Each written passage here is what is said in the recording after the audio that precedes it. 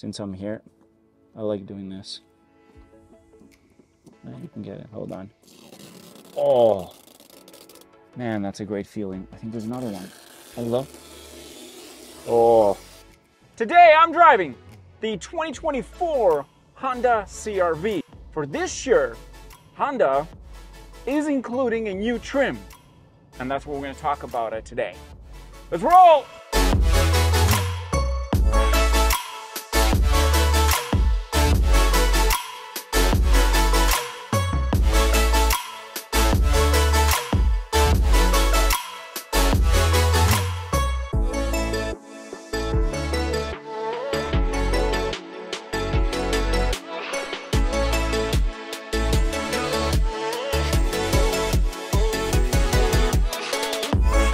Okay, check this out. This is the 2024 Honda CR-V, but this is a new trim for 2024 in Canada and also in the US. We reviewed not too long ago the new generation, 6th generation Honda CR-V. This year for 2024, they've added a new trim just to make your life a little bit easier. Maybe you need something else. So let's talk about this.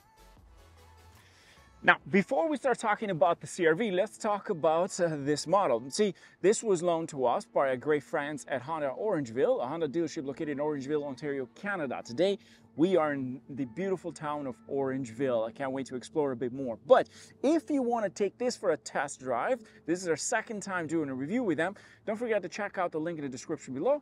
Maybe you want to take this for a spin and see how it drives. Now, let's talk about the CR-V. Let's talk about the history of the CR-V. You see, the first generation CR-V came in 1997. It was in sale from 1997 to 2001. The first generation CR-V was the first Honda designed and engineered sport utility vehicle. So this essentially is the first SUV from Honda. It brought a new level of car-like ride comfort, handling, and efficiency.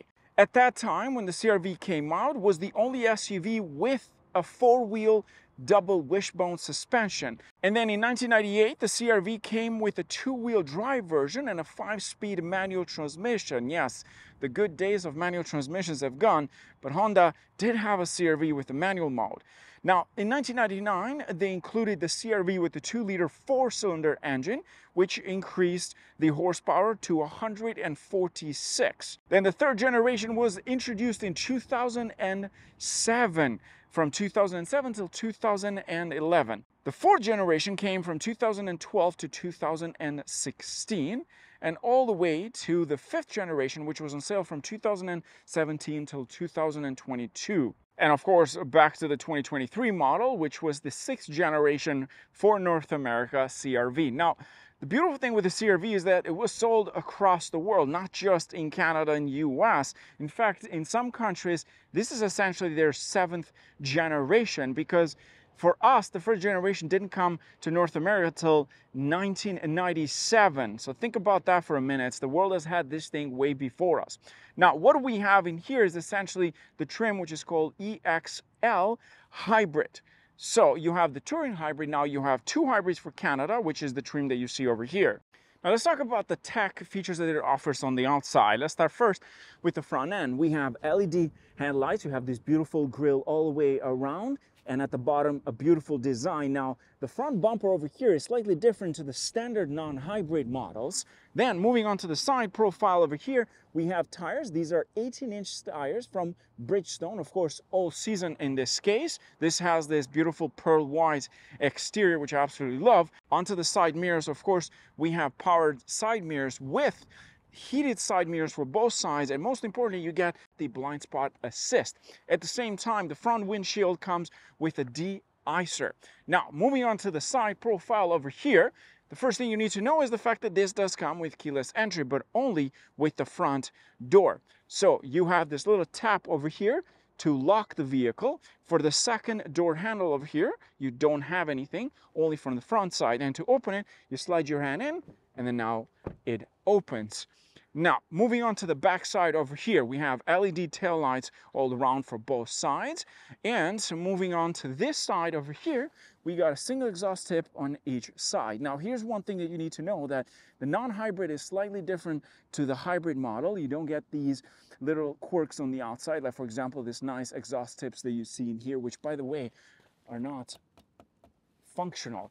Then you have the CRV badge located onto the side that says hybrid, so that way you know this is a hybrid model. At the top over here, this has the all-wheel drive badge. And one thing you need to know is that in Canada, this thing comes only with an all-wheel drive, not front-wheel drive. At the top over there, we have the brake light, of course, and what's even more important is the fact that with this package, you do get, well, a powered tailgate. Yes, you do get a power tailgate, but you don't get a hands-free where you slide your foot under to open it. Well, what do we have in here? First of all, you have the mats. Second thing is that you're actually not supposed to open this area, but if you needed extra space, which I don't think I recommend that, but let's just say you need it, there is some underneath here. But this is essentially where the battery is located. So in the previous model, this used to be empty. In the 2023 model that we reviewed, this was essentially empty, and I'm assuming they left it specifically for that. I'm not sure if you're allowed to actually put anything, because for me to remove it, you'll have to remove this plastic thing, which is attached to the actual floor mat, which again, I don't believe they left this in this way on purpose. Now, the next thing is, what do you get in here? First of all, this got a lot more space than the previous generation, 5th generation CRV. Around like 33, 34 cubic feet of space on this area without the seats down. On top of that, if you want to fold the seats down, you have these levers located at the top. You pull these over here. You have one on the left side and one on the right side, and you can fold the seats completely. But you notice something over there? That's because this thing has a sort of bump protection here in case we put stuff, because the top part for the seat is a bit higher in comparison to this area. The next thing you get is the space here for the covers. So if you want it as an accessory, you can get the covers. You slide them right in here. So in case if you live in California where people break into your car a lot, well, guess what? You get to cover everything you leave here by mistake, which you shouldn't. But let's just say you forgot and you live in California. Well, this will protect you from those robbers breaking into your car. Now let's move into the second row and let's talk about what you get in there.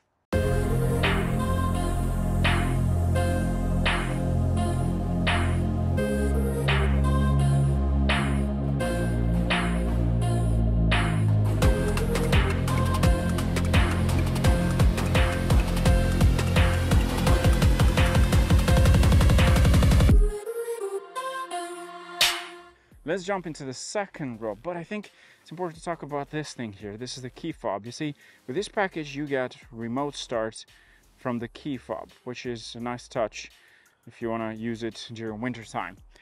First thing you notice, you jump in on the side door, you get heated seats with this package, which is a nice touch, of course. Moving on to this area, we have beautiful leather interior all around. I love this, nice stitching, this beautiful orange, red kind of thing. At the bottom over there, we have 2 USB-C ports, but overall you get a beautiful leather in the second row. And what's even more important is the fact that this is quite spacious. Like for someone my height, it's nice and comfortable, and you get a lot of headroom here. I'm 6'2", so take a look at this thing. Really nice, right? Let's jump into the front now. Okay, let's get into the driver's side. First of all, what do you notice in here? We have the power unit on the side here for the windows, the doors, and most importantly for the mirrors. On top of that, you have the child lock here for the second row of windows. There's 2 memory settings for the driver's side. You can set one for your spouse or for yourself. Moving on to the driver's side, of course, leather interior, beautiful stitching all around, all the way across. And for the driver's side, you get 8-way adjustable seats just for the driver. And then on the passenger side, you only get 4-way adjustable seats. So basically back and forth, and for the recliner, up and down. But of course, the leather continues all the way around. Onto the door panel over here for the passenger side, you only get the lock button. And for the window, you got a beautiful dashboard, which has this leather touch at the top. Now let's get into the details over there. Perfect, let's start it up. semi-digital screen, meaning that it's not a full digital screen, right? You get the digital screen on the sides for the left side, and then for the speedometer is sort of analog. There's no heads-up display with this package. We have a 9-inch infotainment display, which it is, of course, touchscreen. You also get Apple CarPlay and Android Auto. You can connect with it wirelessly, but with this package, you don't get a full 360 camera, unfortunately. There's only a backup camera, which changes modes, especially if you're towing.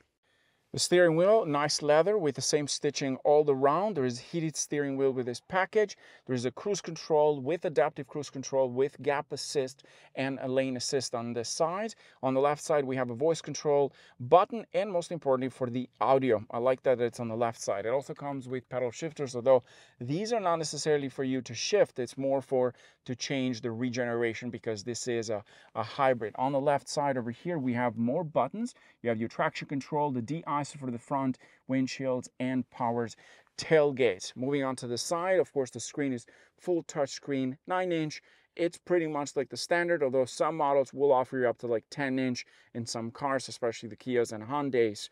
Now into the center over here, we have a standard, of course, the gear knob, which gives you into drive modes, and go back into park. I love the fact that Honda didn't go like everybody else with the little switches here. It's an actual shift knob. It's easy to drive, easy to use. Love that. In the center, you have your driving modes, basically sport, normal, eco, and snow. Good thing is that this is all-wheel drive. There is an automatic handbrake, and there is a brake hold. You press this, and basically when you're stopped in front of a traffic light, this will hold the brakes for you until you press the throttle. You get 2 cup holders in the center over here, and there's some extra space on this side if you want to put your phone or coins. Next thing is the armrest. Look at this thing, massive. Like, it's gigantic inside. You can fit so much in here. Maybe your lunchbox would go perfect in there, which again is nice. Of course, it does come with the wireless charging pad, and I have my 14 Pro Max, which essentially fits in perfectly, and right now it's charging. That's a nice touch. On top of that, there is more space onto the right side. You do get a USB port and a USB-C to make everybody happy. I like that. There's heated seats for both sides, driver and passenger. You don't get ventilated seats in this case, but you do have a full climate unit. I don't believe this is a dual zone. I think this is a single zone climate unit. The interior of this car, of course, is very similar to what you find in Honda Civics. Like, it's essentially the same design in many ways. Sort of, this is the big brother of the Honda Civic. Now, let's talk about up here. First of all, you don't get a full panoramic roof with this. It is essentially just a single sun roof, unlike some other models which offer a beautiful panoramic roof all across, and you can control with the button located right at the top over here, and you have your sunglass compartment in this case. Other than that, pretty standard with this package. Now, let's go for a drive. Under the hood, the new CR-V offers 2 engine options.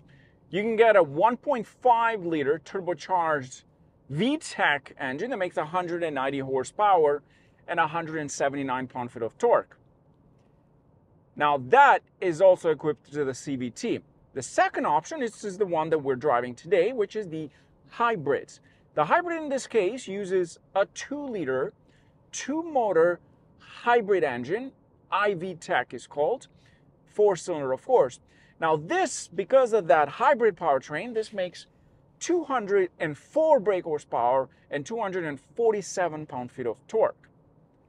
So that bumps up the horsepower because of the electric motor and the petrol motor, which again makes total sense. Now in Canada, let's talk first about Canada. This is essentially the second trim offers, because this is below the Touring hybrid, which was offered for last year as well.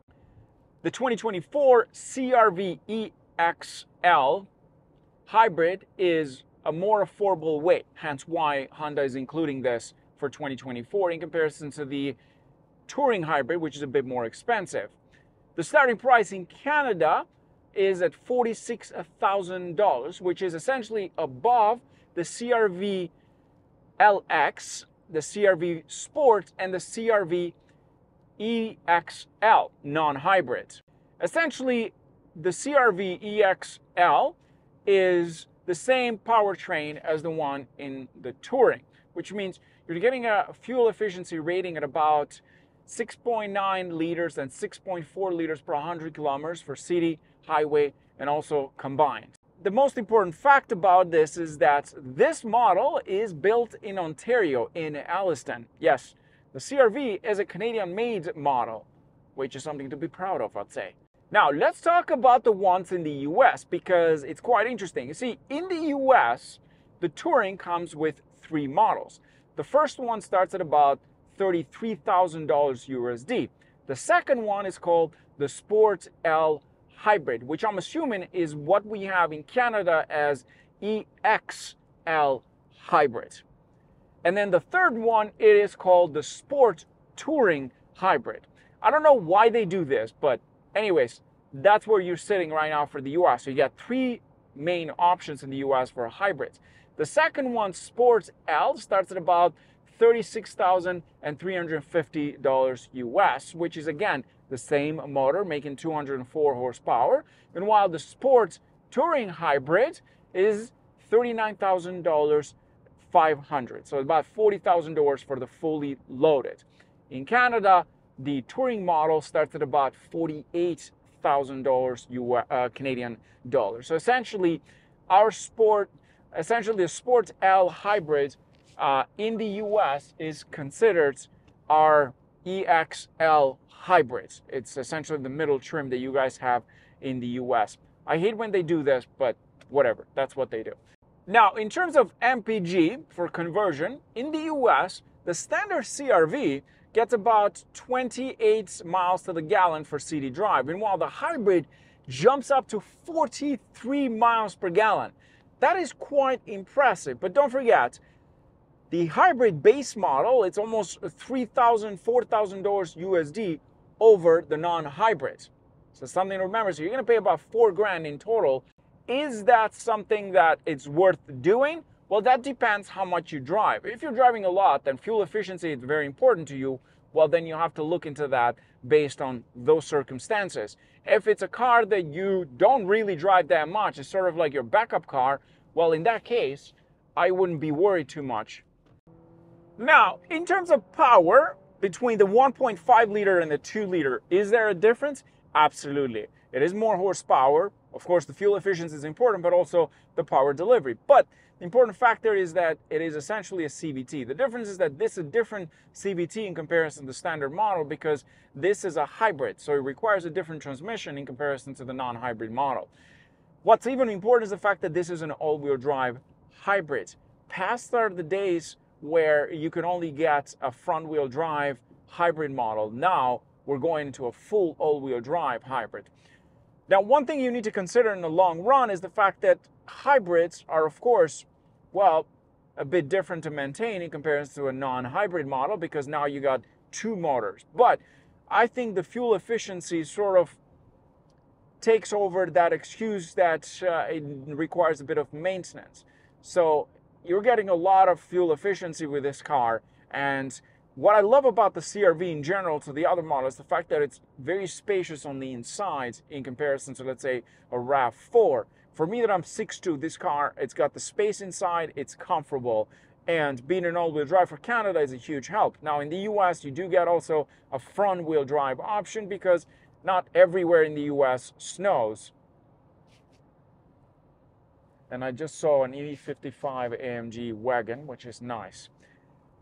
I like this. It's a great package. You get a lot of tech features. I wish it had 360 camera with this package, but that means the price would bump up by a lot. But you do get a lot of things that you need daily. Your wireless charging pad is there. You get Apple CarPlay connectivity, which is very important. The camera is not 360, but it does give you those extra options that you can adjust the position of the camera. And most importantly, you get a beautiful leather interior with heated seats in the front and heated seats in the back. I think for the price, is definitely worth it.